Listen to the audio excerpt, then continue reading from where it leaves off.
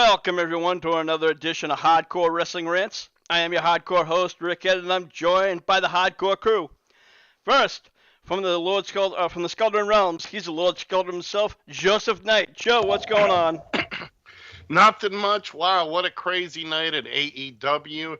But we got that in other news, so let's get going, because I got double the rant power. When don't you have that power? And over from Lance Moss TV, he's the incomparable Lance Moss. Lance, what's shaking? Not too much. Sounds like Joe could use some coffee, though. Well, you know what, guys? Let's jump right into it.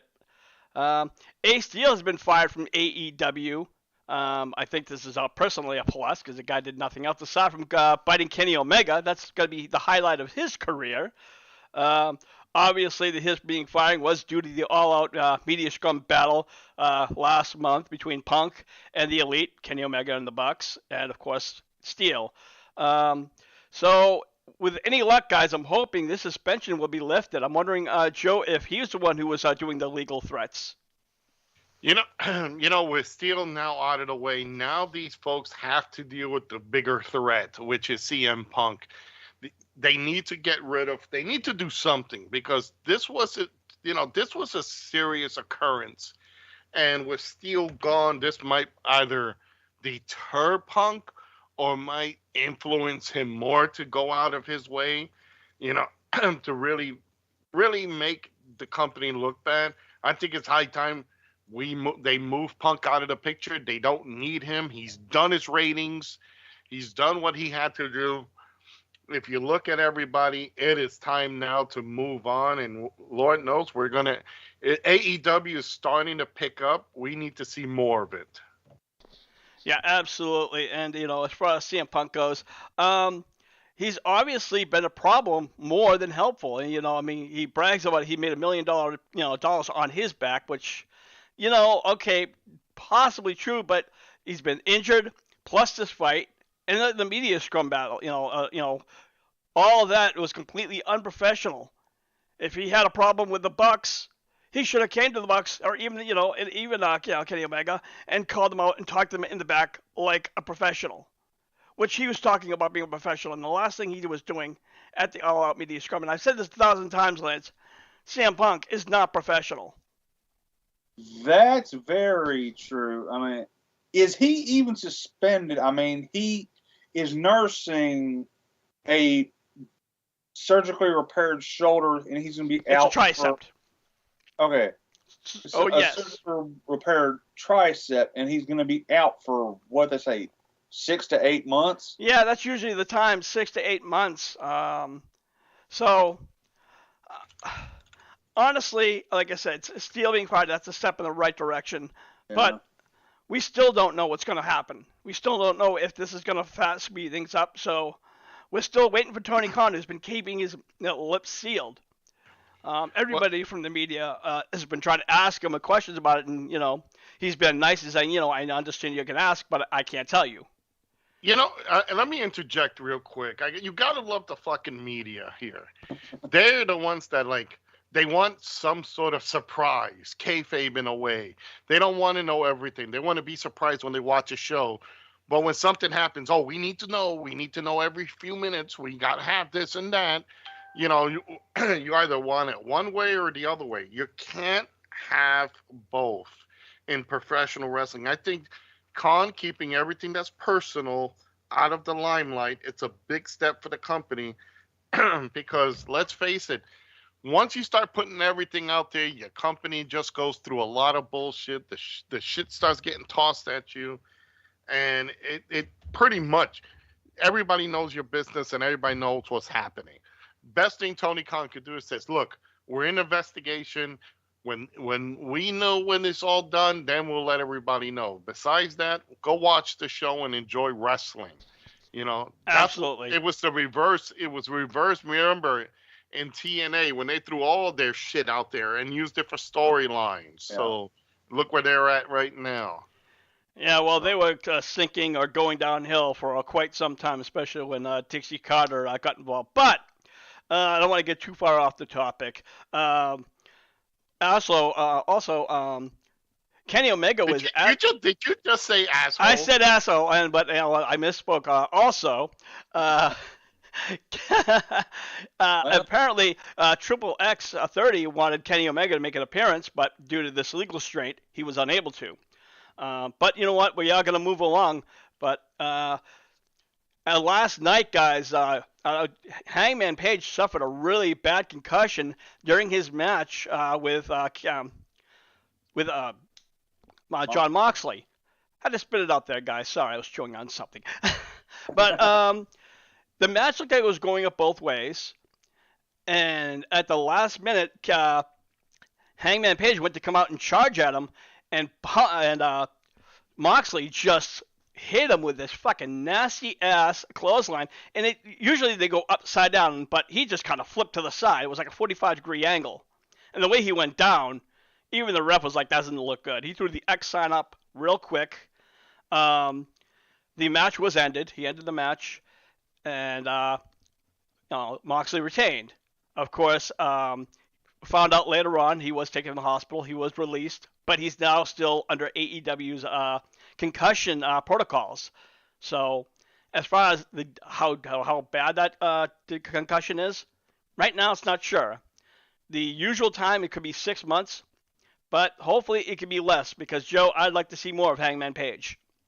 Absolutely. You know, wrestling, you know, people can say a lot of crap about professional wrestling, but guys do get hurt. And in this instance, yes, you know, that was a mistime. Maybe it was just a miscommunication, or, you know, one party maybe Moxley didn't address he was going to do this move, or maybe Page didn't know how to, it was the spirit of the moment.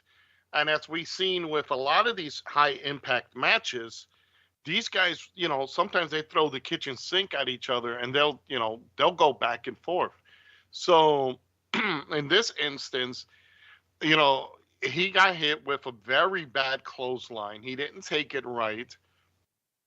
And, you know, all I can say is, you know, I got to give props to the AEW staff and medical staff, because as soon as this happened, the ref went quickly checked. The staff came running out. They panned away from this, you know, put the camera on Moxley. They followed it up quickly so it doesn't look that severe, you know. And they took, you know, Page out. They actually had to take out the ropes to get him out. So I gotta say, really, really great props to those guys. Absolutely. And you know what? I hate to say, despite the even if Page didn't get that injury, I still think he was going to lose, because it was already set in the storyline where MJF earlier in the night confronted William Regal, where he talked about, like, you know, not taking the corners and sides. I'm kind of almost giving, like, I don't know if it was some kind of a props or kind of a, you know, a speech or whatever, but somehow it did happen to hit home with MJF, because even after he came down after the match, and it was going to go and attack, go for Moxley, but he came back out and he gave the chip to Regal. He goes, nope, I'm going to fight you at full gear, 100%. No shortcuts, no clothes, you know. So that way when you lose, you have no excuse, and you'll know that I'm better than you. So, Lance, what's your thoughts? Well, for one, this is the second in 6-8 months that we've had a devastating concussion like this in this company. Yes, you're also referring to Adam Cole. Yeah. And now that, and the thing with Adam Page, freak accident. I mean, now, honestly, I agree with you, boss. I don't think Adam Page was going to win, because name value, what would be a bigger draw?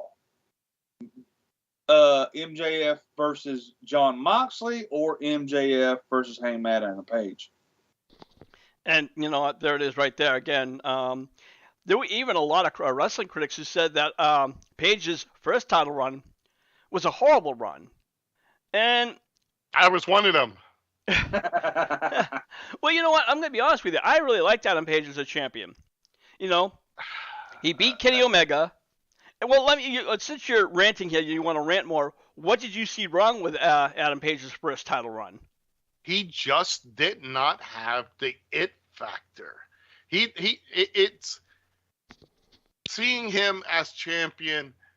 While it was a great moment to see him win it, he should have been transitional because he just did not have that. He did not have that ability to captivate an audience.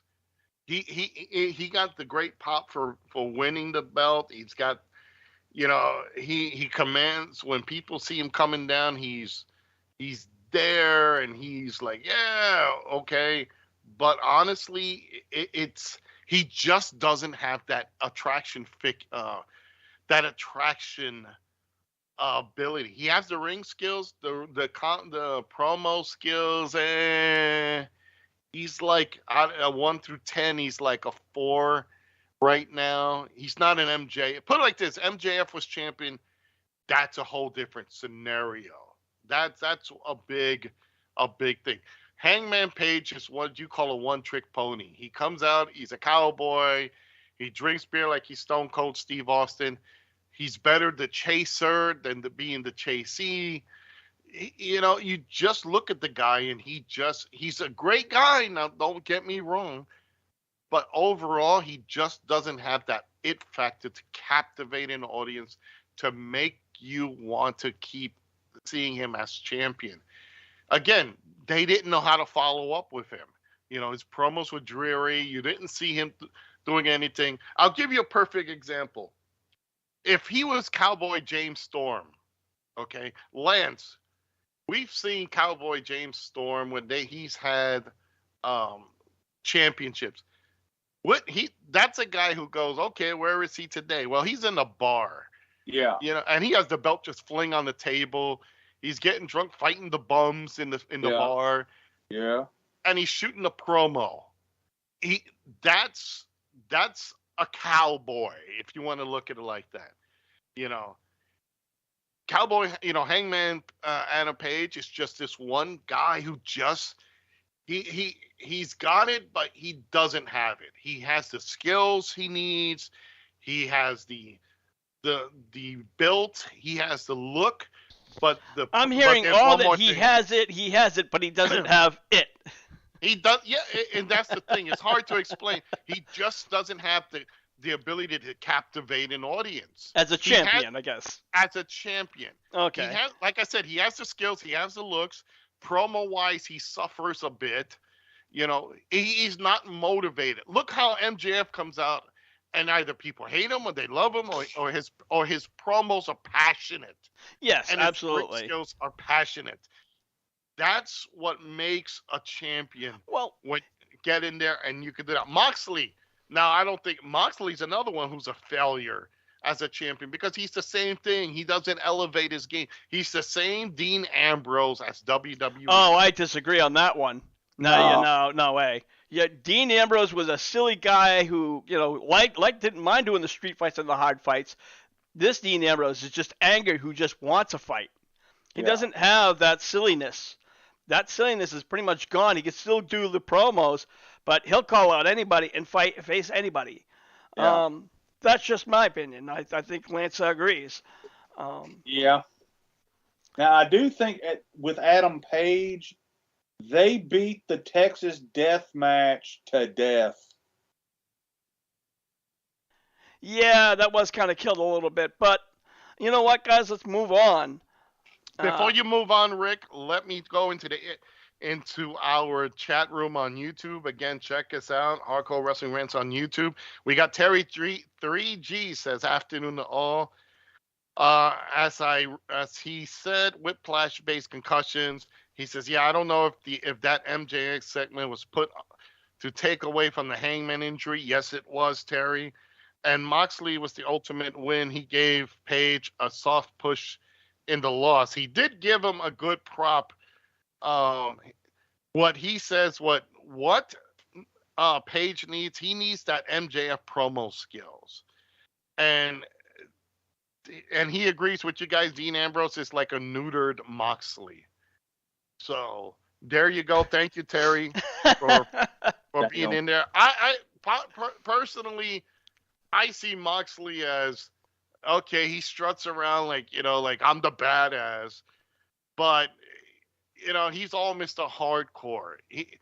Show me something besides that. Well, And, I think he has. I mean, aside, not when he's doing his like obviously hardcore matches or death matches.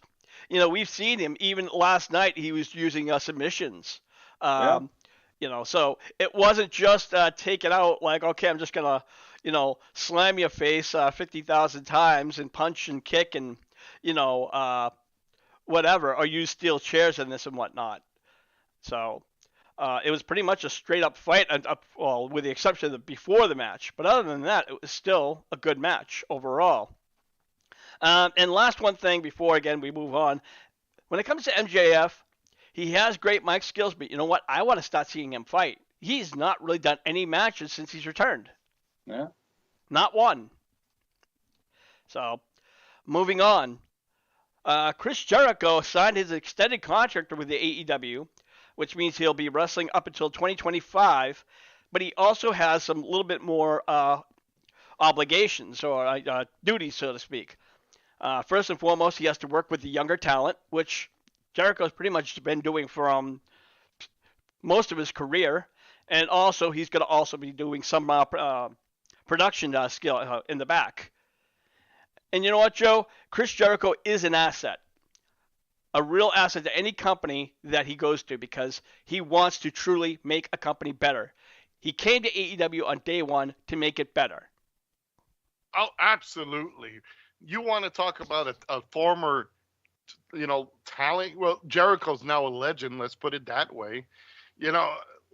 This is a guy who's not only helped put people over, he has helped the talent. He has elevated a lot of guys. Not afraid to take a loss. He's the type of guy you want in a promotion. Every company wants a Chris Jericho because he sees the broader picture. He's not like CM Punk, who's in it for just to get the few ratings and a couple of checks. He's not like any other guy in there who can't lose. Here's a guy who is not afraid to lose. Regardless if he wins or loses, people are still cheering his Judas song.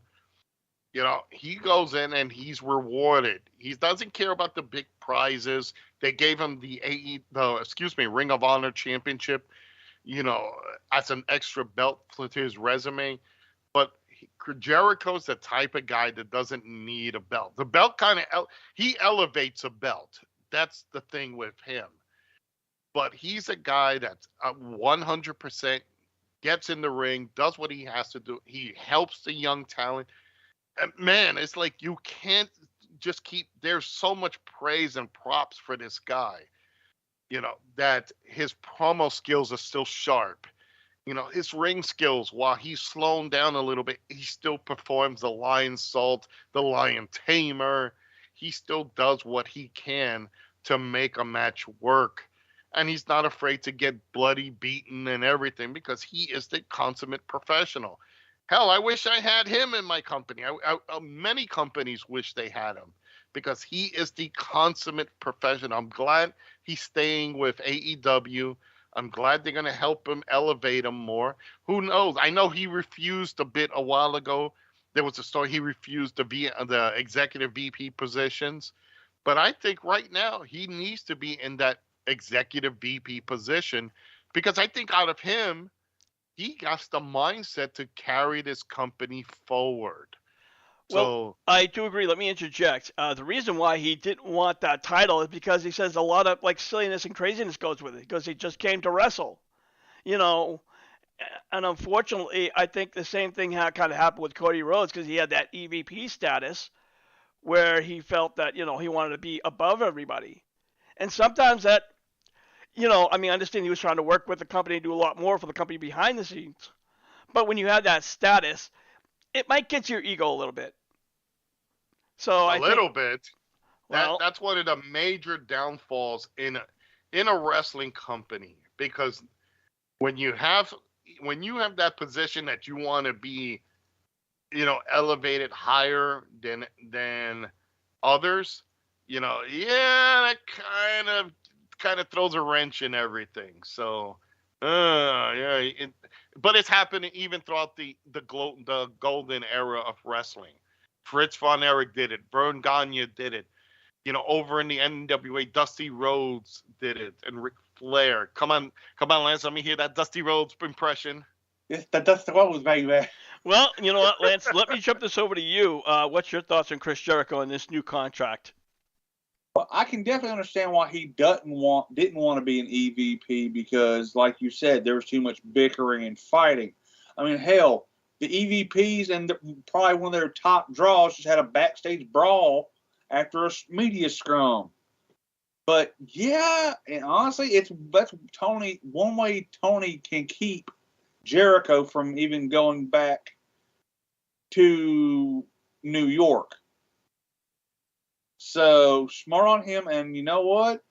They need somebody backstage to calm down all this bullshit and craziness.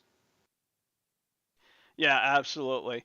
And you know what? He's also got a creative mind. I mean, he's done. Yeah. He did the Stadium Stampede. He did the Miyamoto match, which was like silly but funny, and you can't take it too serious, but still.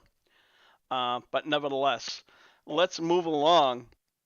Now Bray Wyatt's come back, and apparently he's brought his Muppets to life, and I guess they're calling it now the Wyatt Six, and Yeah. still not really sure what's going to be. We have planned for this. I could tell you exactly what is planned for it. Oh, okay, go ahead. At least this is my opinion. All right, you got the Wyatt Six there. I'm looking at that picture. You got a fucked up bunny, an overweight pig, the Buzzards, and Sister Abigail. You know what I see out of this, guys? I see when the time comes, these masks are going to come off, and they're going to be different talent. Because there's also the Fiend in there. So you're going to see, once these masks come off, they're going to be workers. Probably going to be maybe former Wyatt members. Maybe it's going to be Eric Rowan as one of them. You're probably going to see somebody else in there. I would not be surprised, even though they're tied to contracts. Well, let me interject here for a second. Let me tell you the rumors. Again, this is, don't take too much. One of the rumors is that Bo Dallas will be playing as the Fiend. Another rumor is saying that Alexa Bliss will be sucked back into Wyatt's world and might play the Sister Abigail. And then, of course, you did mention Eric Rowan. He's coming back, and Joe Gacy is also possible to be in the stable. Yep. So, but the thing is, Joe, and this is the really thing I really don't like. I don't like all the the little sidekicks. He's done. I think he really needs to focus on Bray Wyatt and or the Fiend, not another stable. I think it didn't do him any favors before. It's not going to really do him any favors now. Well, here's the thing. It didn't do him favors before because it was one bump on the road, Vince McMahon. They didn't let it go to the full potential. Now that Judgment Day is kind of fizzling because they are constantly losing, I can honestly see they really need a stable in WWE that can really run roughshod, that can invade both Raw and SmackDown, start taking numbers, beating up people. They don't have that one. They tried it with Judgment Day. It didn't work. They tried it with that freaked out group with Crusher, whatever that other group that they had, Revolution or whatever the fuck, with all the guys in hockey masks. I remember that. Oh, okay. Yeah. Yep. Retribution. Reservation. Masturbation. Masturbation. Everything.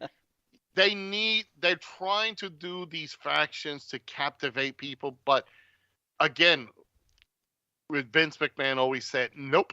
Unless he was part of it, remember, he was part of the corporate ministry. He was part of this faction, that faction. Now that he's gone, Triple H kind of realizes, we need something big. What we got right now is not making... Well, here's the thing. You have the bloodlines. Now, You mean the DOI brothers? Pretty much, you know, yeah, you have them, and then you have the little blonde guy, Seiko, I think his name is, and Roman Reigns, and like Sami Zayn. Sami Zayn, thank you. He's in there. Yeah. Now, there's no reason why these guys can't jump back and forth, especially considering they're holding the Universal title, all the titles. You know why? I'll tell you, because their time has come and run. You got Taz Jr., who's Sika, Sika Afi, whatever the fuck. Maybe he needs to change his hair back. Maybe a couple of drinks with his brothers will fix that hairstyle. I just call him Siko Uso. Yeah, whatever. Let him be. Let him be. He wants to be Hook and Taz combined. Well, in this day and age, that ain't a bad thing. Yes, it is. We only need one. Right. Little Mac over in AEW is doing well. Leave him alone. But the bloodline is boring. Is done. Everybody's seen it. The DOI brothers have been so over. Unless they actually run over and kill someone, you're never going to see them leave the WWE. Hell, they might even run over somebody, and they might still get a clear end. Oh, it wasn't our fault. The car decided to hit them. Their dad did run over Stone Cold. Let's just remember that. Yeah, but we're talking legitimately here. So, but here's the thing. The bloodline is it's done, it's boring. Who gives a shit about them? Unless I'm waiting for all three to get busted in DUI. Then that right there, they should just change their thing to the DUI brothers. Fair enough. But we need to move on. We need to go, like I said, Wyatt's, they need a strong faction. All right, Lance, what's your thoughts on this whole Wyatt 6? Well, I just thought of something. So we're seeing a new match at Survivor Series at the end of next month. And this just came to me. Okay. What if it's the Bloodline versus the Wyatt 6? Because they're both on SmackDown, mind you, in War Games. Interesting. But they also said they're going to be from the original reports or earlier reports were saying that they're going to be mixed 6 different people, but they're going to be involved in some kind of more storyline base. So it's not just where before in the old days it was just like 5-on-5 random people. Now these people are going to have feuds, like working up the feuds up until Survivor Series. But who knows? Now that Vince is gone, everything can change. But it is a possibility. I wouldn't mind seeing that. Well, you're definitely going to see Retribution or go up against Ray and maybe a couple other people just to completely abolish that faction. So I guarantee that's going to be one of the matches, because Ray's going to have to get his up-and-comers over his boy, who's doing lousy. If the Usos get in, I don't think you're going to see the Usos in a 5-on-5 or whatever survival match, because right now they're not going to take a loss. That's how their egos are. Roman Reigns will just probably defend his title against somebody, have the Usos come in and help him beat someone up again, and that's it. Yeah, I don't really see them putting the Usos, or should I say the Bloodline, blood loss, because that's what they are, in any type of match that's going to make them look bad at this point. They want to build up that dominating faction first. And right now, most of the attention is built on Ray and Retribution. So you probably have Ray, you probably have, Brokeback Mountain, Shaggy, Edge, and you probably have maybe, Drew McIntyre and somebody else in that one team. Maybe Karrion Kross. On the other side. You never know. Yeah. All right. Well, you know what? We're going to move on. Last night, Dynamite, it was a pretty damn good show. Would you go over some quick highlights? As we talked about, Jon Moxley defeated Hangman Page. So that's pretty much already talked about. And the Death Triangle retained their trios titles against Best Friends. The Bastard Pac lately has been using the ring bell hammer And during the match, that almost cost him the match because Ray Phoenix was like, no, we don't need you to do this. But shortly after, it was, they wound up getting the win. And that was pretty good. Toni Storm was in a great match with Hikaru Shida, and she retained the interim AEW's Women's Championship. This is a side note. Toni Storm actually spoke over the weekend regarding the term interim championship, and she said it's silly and she hates it.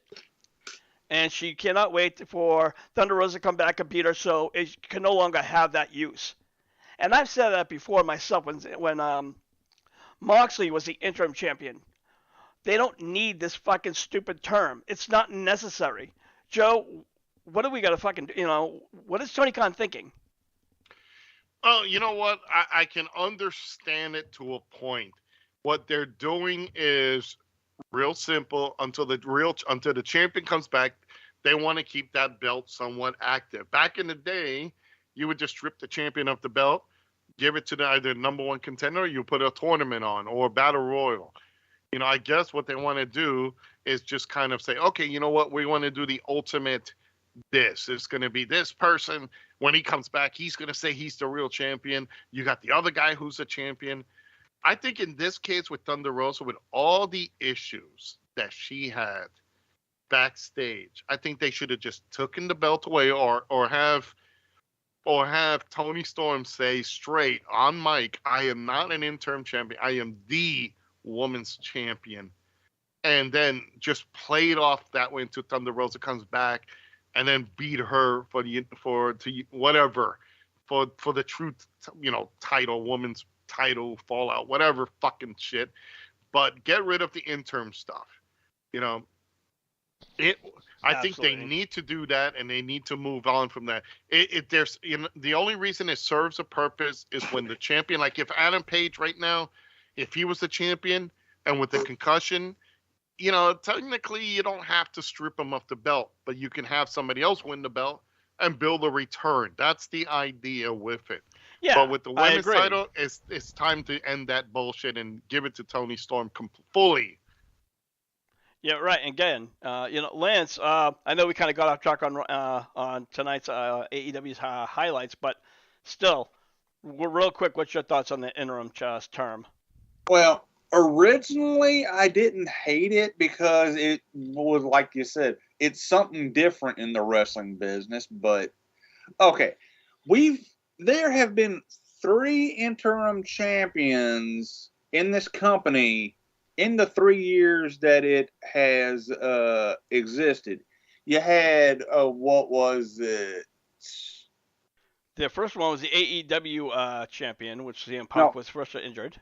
No, television. Oh, when Cody got hurt and yes, they did the intern TNT champion at the then time. It was Mox when Punk got hurt, and now Toni Storm and Thunder Rosa. So too much too often. Rick, in the now you got me guys saying AEW. Over in our HWR YouTube channel in the commentary, Terry says yes, Dynamite was good up until Hangman's injury. Everything else was awesome, especially the 14-minute. I would like to talk about that too, Rick. The 14-minute MJF Regal promo. And he agrees they also should drop the interim stuff when somebody's out longer than a month. I agree. Yeah, absolutely. So you were talking about that 14-minute promo, and again, I mean, it was a great promo for what it was, but 14 minutes, don't you think they ate up a little too much time? I mean, don't you think they could have squeezed into maybe 8 or 10 minutes? No, I think what happened is they got what they needed. Remember, I think the show was running a little slow, and they needed to kill some time on it. So, and then definitely it didn't help with the Page incident. So that slowed things down even more. I think what they're trying to do is build up MJF, and they needed to give him that segment. And I'm glad. It's kind of funny, you sit back and WWE won't say that same phrase back. They won't ever mention another company unless they own it, you know. But when MJF goes out and talks about WWE, and he doesn't say it like, go watch it, go do this.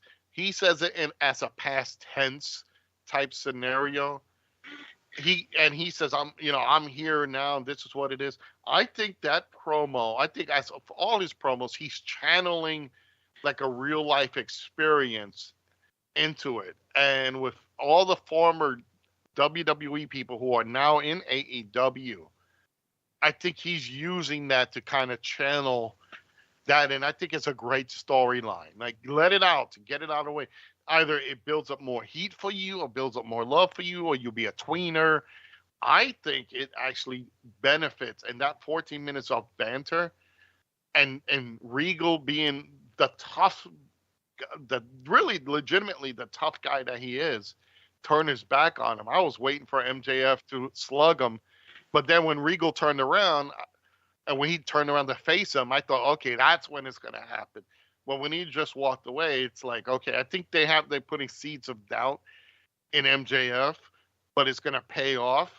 Right now, I think they're just playing the tweener feel, oh, okay. I actually think this is going to be benefiting. I think they just did this just to kill time. Yeah, true. I mean, it also kind of, like as I said, keep people questions. It's like, all right, maybe he's gonna be a baby face, or maybe he's still confused, and I guess it did build up a very nice storyline. Lance, your thoughts? Lance is coffee, isn't it? Apparently, basically, them turning MJF face would be a horrible idea. He works way better as a heel. Yeah, I have to agree. There are some wrestlers that just are better as a heel. Personally, like Chris Jericho, I love Chris Jericho as a heel. He just does better promos, and he just doesn't have no problem just giving shit to anybody or even the fans. So, and I think, and he does it well. There are people who try to be heels that just can't do it, so. But anyways, I think probably one of the other matches that I really wanted to talk about was where Chris Jericho actually packed to him, where he defeated Dalton Castle, who I'd never heard. I guess he was at ROH. He calls himself a peacock. I don't know if he's trying to help out NBC or whatever, but he beat him to retain his Ring of Honor championship. After the match, Jericho went to attack the ROH commentator, which is part of his new storyline where he's going to dishonor Ring of Honor. But Jerry Lynn intervened, but only to get a tombstone piledriver on the ROH title for his effort. Now, guys, again, I'm not really sure. Like I said, this was a great match, but I'm not sure if piledriving Jerry Lynn really did any favors, Joe. Oh, it did a lot of favors. Jerry Lynn is a well-respected veteran. Now, he can't work, now, but just that alone, Jerry Lynn was he in every territory he went to, from ECW, the original ECW, not the crap that Vince had, from WCW as Mr. J, to his Ring of Honor, to other indies, to Impact, TNA. This is a guy who really put in a lot of hard work in the company. So but he was also the face of Ring of Honor. He's had some great matches in there. He's done a lot of good, stuff there.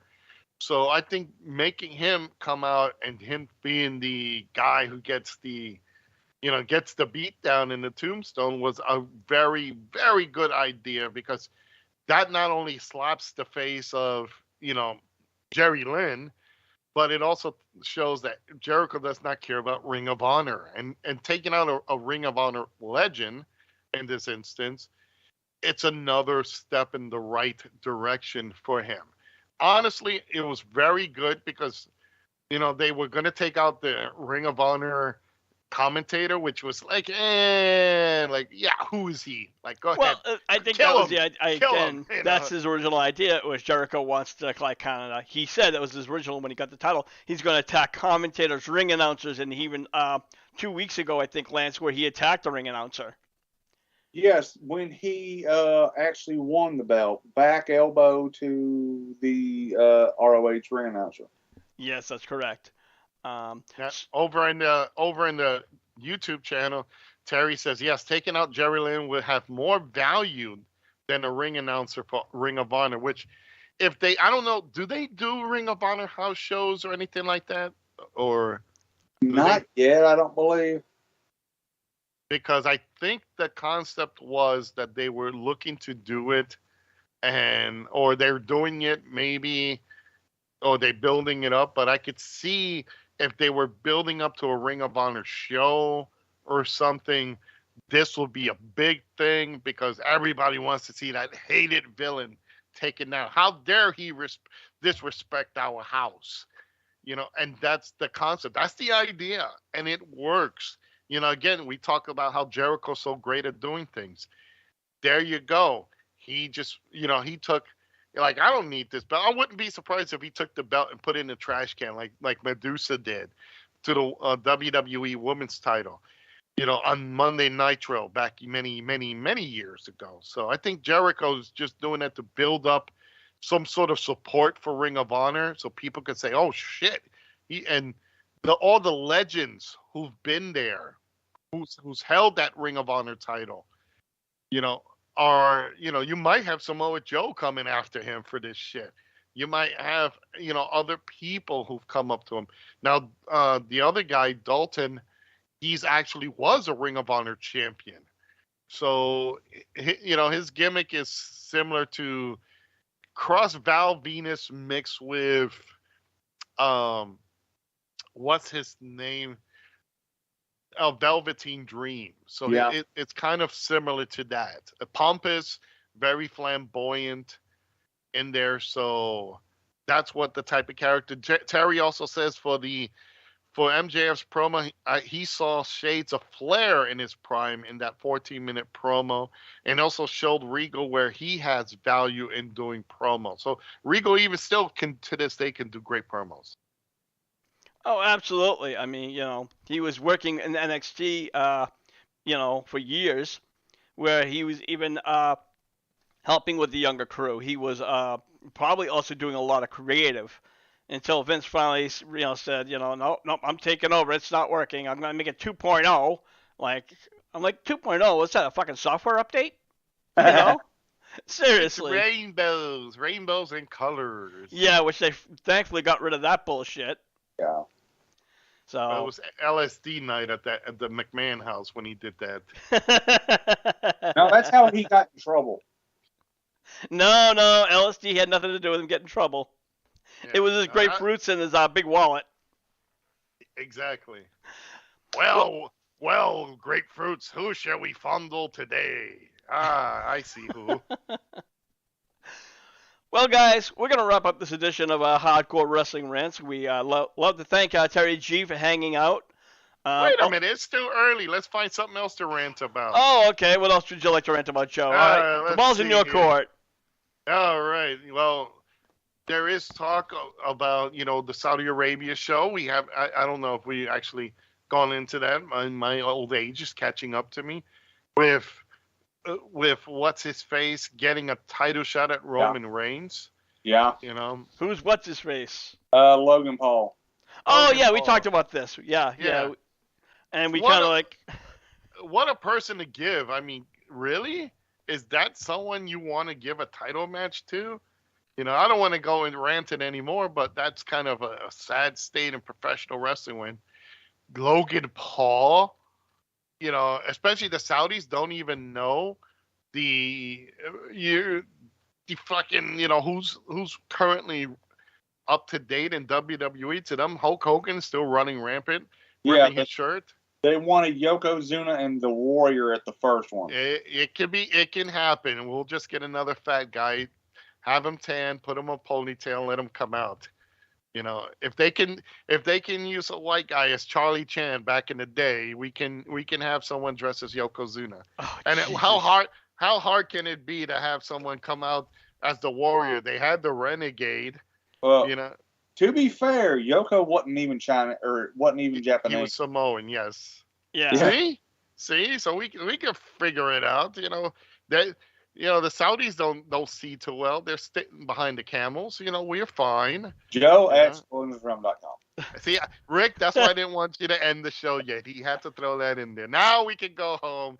Plus, if you go to a Saudi show, please don't go to the hotels or the white sheets are missing. Oh, Jesus Christ. No, I'm serious. Well, Look all right. at the crowd. Since we want to rant a little more, one more topic, and then we're going to end it. Right. Eva Marie is teasing about possibly returning for the third time, no less. Oh God, no! Oh, Yeah. no. I'm gonna pull a Vader here. No. You actually have that in our chat room. No. Yes. Why? I don't know, because she obviously can't. Who is she blowing? That's what I want to know. You I know don't what think- Vince got in trouble for? Well, I don't know, because it's not Triple H, because Triple H already has a hot wife to go home to. Yeah. You know, No, and but that hot wife. You know what? can beat Bruce the Pritchard, shit maybe. out of him. Bruce Pritchard, maybe. You know, Brucey might be desperate for a blowjob. Yeah, he needs it. He definitely does. he knows he ain't getting it anytime soon. So. Yeah, but I'm like, I think we can all agree nobody wants to see her come back. It's why? You're a hot ass, you're great looking, but you know what? Stay in your clothing section or whatever it is. If it's failing, then fine. Go into porn. I'm sure you will get plenty of people. You know what I mean? Just go into like a Chatterbait or something. Guarantee you'll get 1,000 followers overnight. Let her go to OnlyFans. It will do her good. Exactly. God. Wait, why? that would mean Eva Marie would have to have fans. Well, you I'm know what? sure If she's there's stripping a down bunch of naked, I people. guarantee there would be. Believe me. Yeah, and they'll finally see that there's not all that red hair. It's not only in her head, So Yeah. Well, actually, that was never a redhead. She's actually a natural brunette. yes, exactly. They'll see that. Wait a minute, it doesn't match the head. Do I really care? I'm like, hey, look, I don't think you'll be able to check the pews, but guessing she pretty much shaves that pretty clean down there. Well, what about the rumor of Becky Lynch, Miss Cocaine Addict herself, Miss Cocaine Withdrawal? They kicked out of my move.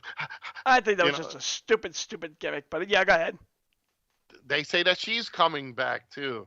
It's like you could look at the AEW roster, women's roster. They'll take the independents. By the way, folks, I want to say this really quick. Forget if you don't want to watch Dynamite or Rampage, take a serious look at Dark, because they do employ the indie workers like the jobbers back in the 80s. They bring these kids in. In fact, two guys that I have that are in the company right now, they are in AEW Dark. And they do go in there and they say they treat them really the talent really well. They go in there and they legitimately, really, they use them. And if you watch the last AEW Dynamite, there was a match with the Dark Order. And it was a 4-on-4 where they had the Dark Order, they had Evil Uno, 10, Reynolds, and Silver against a bunch of 4 other jobbers. Now, normally when you hear the term jobbers, you think these guys are just going to get pummeled. No, they actually let them get some great shots in. They let them get their shit in. And at the end, when the Dark Order was leaving the ring and the jobbers were still in the ring, the fans, including the Dark Order, gave the workers in the ring a standing ovation. So that is awesome. That is what they need to do for that type of show, to build up indie talent who can move on, Then they have that big, I don't know, girl who's Willow or whatever, whistleblower or whatever Willow. her name is. Yeah. Poor Jeff Hardy. His gimmick is going down the drain. She comes out and she does her thing, and you see she's getting better. You see all these other girls, they're getting better. But I recommend check out last night's Dark, and you guys will be very impressed with it. Also, Terry says, As I said, she needs to stick. This is for Eva Marie. She needs to stick to starting her acting career. She did that. It's called porn. She did better at acting than over wrestling. Same as Sasha Banks did better in her acting. Well, Sasha couldn't do both. Sasha's another one that needs to do OnlyFans and stay out of either one. You can limit their acting ability. Like, do you want fries with that? And that'll be good enough. They said, yes, even in Toronto, AEW shows, they have Canadian indie wrestlers in it. So that's what I like to see. The indie talent get a chance. They get their shots in, and then they move on. And you know, obviously the real talent is going to win, but you still see these guys get their shot in. That Dark Order match, and I'm not a big Dark Order fan. I think they should be more evil with a new leader. But this match, I think, sold me on not only their comedic timing, they sold on their moves. They gave the indie workers props. They did moves back, and the fans. This was typically a great match to enjoy AEW Dark. It's one of the things I shared around to everybody, saying, "You guys got to see this. This is what wrestling should be."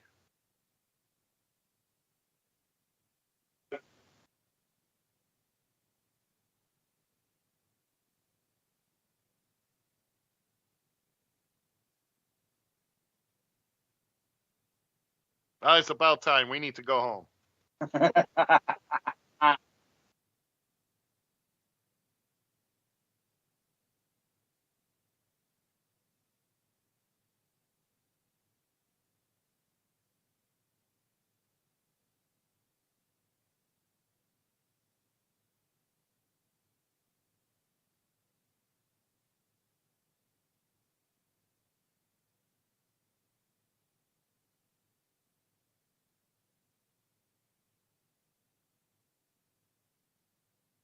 Well, since Halloween is rapidly approaching, you know, I got my bag of rocks to start hitting people with. You know, I got a rock.